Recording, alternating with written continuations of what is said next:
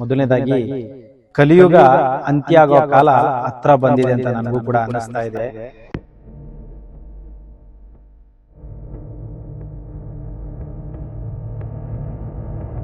ಸಾವು ಹತ್ರ ಬಂದ್ರೆ ಹೇಗಿರುತ್ತೆ ಗೊತ್ತಾ ನಿಮ್ಗೆ? ಈ ವಿಡಿಯೋನ ಕೊನೆವರೆಗೂ ನೋಡಿ.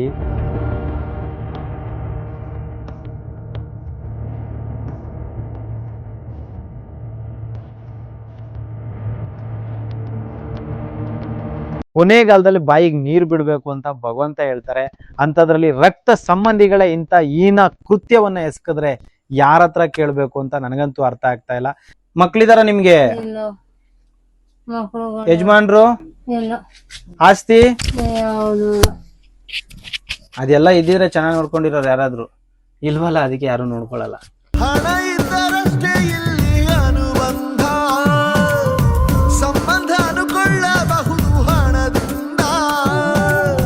ಶನೇಶ್ವರ ಸ್ವಾಮಿಯ ಪಾದದಾಣೆ ಒಳಗಡೆ ಒಬ್ಬರನ್ನ ಮಲಗ್ಸಕ್ಕೂ ಜಾಗ ಇಲ್ಲ ಅಣ್ಣ.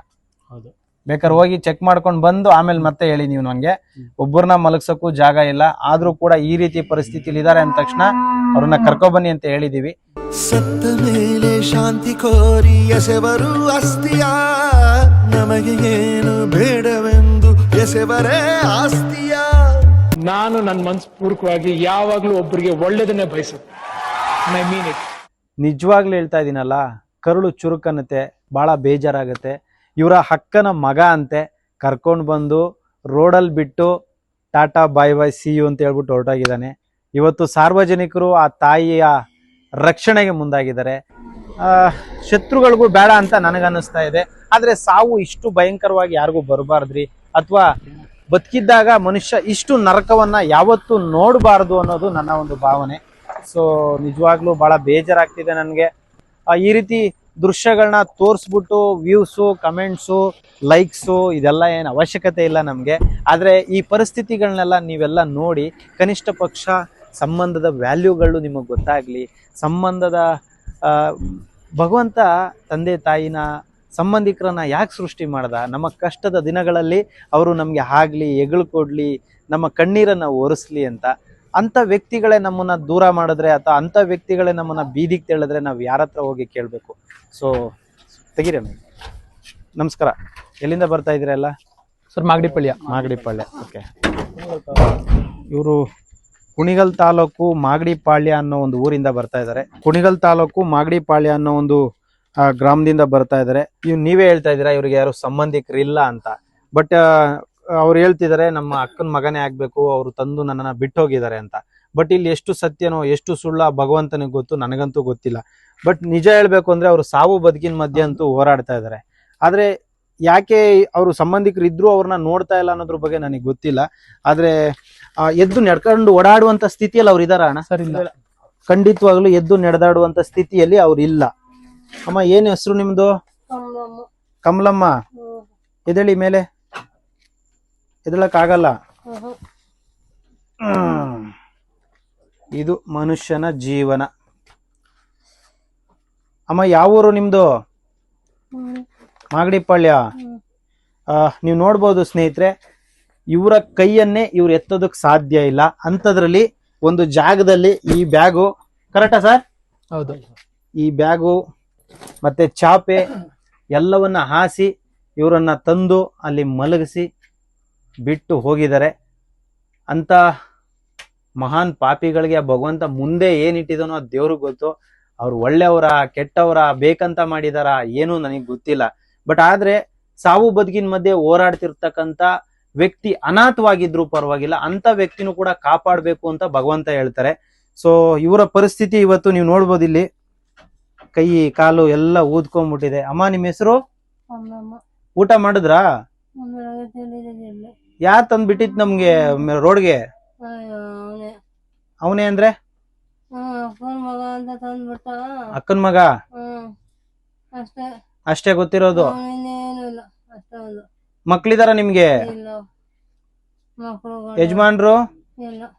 ಆಸ್ತಿ ಅದೆಲ್ಲ ಇದ್ದಿದ್ರೆ ಚೆನ್ನಾಗಿ ನೋಡ್ಕೊಂಡಿರೋರು ಯಾರಾದ್ರು ಇಲ್ವಲ್ಲ, ಅದಕ್ಕೆ ಯಾರು ನೋಡ್ಕೊಳಲ್ಲ. ಅಮ್ಮ, ಏನಾಗಿದೆ ನಿಮ್ಗೆ? ಏನಾಗಿದೆ? ಅದು ಗಂಟಿತ್ತಲ್ಲಿ ಆಪರೇಷನ್ ಮಾಡ್ಬೇಕು ಅಂತ ಕರ್ಕೊಂಡು ಹೋದ್ರು ಬೆಂಗಳೂರಿಗೆ. ಯಾರು ಕರ್ಕೊಂಡೋಗಿದ್ದು? ನಾನೇ ಹೋದೆ. ಹ್ಮ್. ಡಾಕ್ಟರ್ ಏನ್ ಮಾಡಿದ್ರು ಅಡ್ಮಿಟ್ ಆಗ್ಬೇಕು ಅಂದ್ರು. ಕಡ್ಡಿ ಪುಡಿ ತಿಂತಾ ಇದ್ರಾ? ಹ್ಮ್. ಅದಕ್ಕೆ ಆಗಿರೋದು. ಅಡ್ಮಿಟ್ ಆದೆ. ಅಂದ್ರೆ ಟ್ರೀಟ್ಮೆಂಟ್ ಕೊಟ್ಟಿ ಕಾಲು ಕೈ ಎಲ್ಲ ಊತ ಬಂತು. ಇಂಗ್ಲಿಷನ್ ಎಲ್ಲ ಕೊಟ್ರು.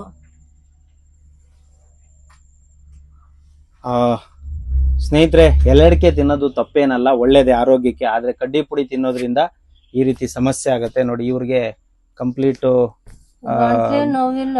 ಅದೇ ಊದ್ಕೊಂಡ್ಬಿಟ್ಟಿದೆ ಬರೀ ಇದ್ ಮಾತ್ರ ಓಡಾಡಕ್ ಆಗುತ್ತ ತಮ್ಗೆ? ಆಗ್ತಾ ಇಲ್ಲ. ಯಾಕೆ? ಶಕ್ತಿ ಇಲ್ಲ ಸರ್. ಈಗ ನಿಮ್ ಮನೆ ಅಡ್ರೆಸ್ ಕಳ್ಸು, ಹೇಳಿದ್ರೆ ನಿಮ್ ಮನೆ ಕರ್ಕೊಂಡೋಗಿ ಬಿಟ್ಟು ಬರ್ತೀವಿ. ಯಾಕೆ? ಸ್ನೇಹಿತರೆ, ಕೊನೆಯದಾಗಿ ನಾನು ಏನ್ ಹೇಳಕ್ ಹೊರಟಿದ್ದೀನಿ ಅಂತ ಹೇಳಿದ್ರೆ, ಇಂಥ ಒಂದು ಕ್ರಿಟಿಕಲ್ ಹೀನಾಯ ಪರಿಸ್ಥಿತಿಲಿರ್ತಕ್ಕಂಥ ಕಮಲಮ್ಮ ಅವ್ರನ್ನ ಅಲ್ಲಿಯ ಸ್ಥಳೀಯ ಗ್ರಾಮಸ್ಥರೆಲ್ಲ ರಕ್ಷಣೆ ಮಾಡಿ ಜನಸ್ನೇಹಿ ಆಶ್ರಮಕ್ಕೆ ಕರ್ಕೊಂಡ್ಬಂದು ಬಿಟ್ಟಿರ್ತಾರೆ. ನಾನು ಈ ವಿಡಿಯೋದಲ್ಲಿ ಯಾರು ಒಳ್ಳೆಯವರು ಯಾರು ಕೆಟ್ಟವರು ಅಂತ ನಾನೇ ಡಿಸೈಡ್ ಮಾಡೋದಕ್ಕಾಗೋದಿಲ್ಲ. ಹಾಗಾಗಿ ಈ ವಿಡಿಯೋನ ನೋಡೋಂಥವ್ರು ಪ್ರತಿಯೊಬ್ಬರು ಈ ವಿಡಿಯೋನ ಶೇರ್ ಮಾಡಿ. ಕನಿಷ್ಠ ಪಕ್ಷ ಅವರ ಸಂಬಂಧಿಕರು ಯಾರಾದ್ರೂ ಇದ್ರೆ ಅವ್ರ ಗಮನಕ್ಕೆ ಈ ವಿಡಿಯೋ ಏನಾದ್ರು ತಲುಪಿದ್ರೆ, ಇವ್ರನ್ನೇನಾದ್ರು ಕರ್ಕೊಂಡು ಹೋಗ್ಬೇಕಂತ ಅನ್ಸಿದ್ರೆ ಖಂಡಿತವಾಗ್ಲೂ ಬಂದು ಕರ್ಕೊಂಡು ಹೋಗಿ. ಅಣ್ಣ, ತಾವು ಏನ್ ಹೇಳಕ್ ಇಷ್ಟಪಡ್ತೀರಾ? ಈಗ ಆಲ್ರೆಡಿ 1 ಗಂಟೆ ರಾತ್ರಿ ಆಗ್ತಿದೆ. ಹೌದು. ಎಷ್ಟು ಟೈಮು? 1 ಗಂಟೆ. 1 ಗಂಟೆ ಆಯ್ತು. ಸೊ 1 ಗಂಟೆ ರಾತ್ರಿ ನಾವು ಬೆಳಗ್ಗೆಯಿಂದಾನು ಕೆಲಸ ಮಾಡಿ ನಮ್ದೇ ಆದಂತ ಕಷ್ಟ ನಮಗೂ ಇರುತ್ತೆ ಅಣ್ಣ.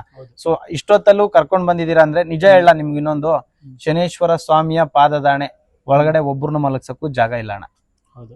ಬೇಕಾದ್ರೆ ಹೋಗಿ ಚೆಕ್ ಮಾಡ್ಕೊಂಡು ಬಂದು ಆಮೇಲೆ ಮತ್ತೆ ಹೇಳಿ ನೀವು ನನ್ಗೆ. ಒಬ್ಬರನ್ನ ಮಲಗ್ಸಕ್ಕೂ ಜಾಗ ಇಲ್ಲ. ಆದ್ರೂ ಕೂಡ ಈ ರೀತಿ ಪರಿಸ್ಥಿತಿಲಿ ಇದಾರೆ ಅಂದ ತಕ್ಷಣ ಅವ್ರನ್ನ ಕರ್ಕೊಬನ್ನಿ ಅಂತ ಹೇಳಿದೀವಿ. ಸೊ ಉದ್ದೇಶ ಒಂದೇ, ರಸ್ತೆಯಲ್ಲಿ ಸಾಯ್ಬಾರ್ದು ಅನ್ನೋದು ಅಷ್ಟೇ, ಬೇರೆ ಏನಿಲ್ಲ. ಸೊ ಏನ್ ಹೇಳಕ್ ಇಷ್ಟಪಡ್ತೀರಾ ನಮ್ಮ ಆಶ್ರಮದ ಬಗ್ಗೆ? ಸೇವೆ ಮಾಡೋದ್ರಿಂದ ಜನಗಳಿಗೆ ಎಷ್ಟೋ ಅನುಕೂಲ ಆಗ್ತದೆ. ಈ ತರ ಸೇವೆ ಮಾಡಿ ನಿಮ್ಗೂ ದೇವರು ಒಳ್ಳೆ ಆಶೀರ್ವಾದ ಕೊಡ್ಲಿ ಸರ್. ದೇವ್ರು ಆಶೀರ್ವಾದ ಮಾಡ್ತಾರೆ ಅಣ್ಣ, ದೇವ್ರ ಆಶೀರ್ವಾದ ಮಾಡಲ್ಲ ಅಂತಲ್ಲ. ಬಟ್ ತುಂಬಾ ಕಷ್ಟ ಇದು. ಹೌದು. ಯಾಕೆ ಅಂತ ಹೇಳಿದ್ರೆ, ಮನೆ ಮಗು ತರ ನೋಡ್ಕೋಬೇಕು, ತುಂಬಾ ಕಷ್ಟ. ಈಗ ಪ್ರತಿಯೊಂದು ವಿಡಿಯೋ ಮಾಡೋದಕ್ ಕಾರಣ ಏನ್ ಗೊತ್ತಾ? ನಾಳೆ ಬಂದಂತ ಪರಿಸ್ಥಿತಿ ದುರಸ್ಥಿತಿ ಎಲ್ಲವೂ ಜನಕ್ಕೆ ಅರ್ಥ ಆಗಿರ್ಲಿ ಅಂತ. ಹೌದು. ನಾಳೆ ಏನಾದ್ರು ಹೆಚ್ಚು ಕಮ್ಮಿ ಆದ್ರೆ ಯಾರು ಹೊಣೆ ಅಣ್ಣ? ಹೌದು ಸರ್. ಅಲ್ವಾ? ಈಗ ಯಾರು ಬರಲ್ಲ ಅಣ್ಣ. ಹೌದು. ಆಮೇಲೆ ಬರ್ತಾರೆ ಎಲ್ಲ ನಮ್ದೊಂದ್ ಇರ್ಲಿ ಅಂತ. ಹೌದು ಸರ್. ಹಂಗಾಗಿ ತಂದೆ ತಾಯಿ ಅಂದ್ರೇನೆ ದೇವ್ರ ಸಮಾನ. ನೀವು 300 ಮುಕ್ಕೋಟಿ ದೇವ್ರುಗಳು ಎಲ್ಲಿದಾರಪ್ಪ ಅಂತ ನನ್ನೇನಾದ್ರು ಕೇಳೋದಾದ್ರೆ, ನಮ್ಮ ತಂದೆ ತಾಯಿ ಪಾದದ ಕೆಳಗಿದ್ದಾರೆ ಅಂತ ನಾನು ಹೇಳಕ್ ಇಷ್ಟಪಡ್ತೀನಿ. ನಾವು ದೇವ್ರನ್ನ ಪೂಜೆ ಮಾಡ್ಬೋದು, ಏನ್ ಬೇಕಾದ್ರೂ ಮಾಡ್ಬೋದು, ತಂದೆ ತಾಯಿ ಪಾದದಲ್ಲೇ ಎಲ್ಲಾ ದೇವ್ರುಗಳು ಇರೋದು ಅಂತ ನಾನು ಕೂಡ ಹೇಳೋದಕ್ಕೆ ಇಷ್ಟಪಡ್ತೀನಿ. ಎಲ್ರಿಗೂ ಒಳ್ಳೇದಾಗ್ಲಿ. ಶನೇಶ್ವರ ಒಳ್ಳೇದ್ ಮಾಡ್ಲಿ. ನಮಸ್ಕಾರ. ನಾನು ನನ್ನ ಮನಸ್ಪೂರ್ವಕವಾಗಿ ಯಾವಾಗ್ಲೂ ಒಬ್ಬರಿಗೆ ಒಳ್ಳೇದನ್ನೇ ಬಯಸುತ್ತೆ. I mean it.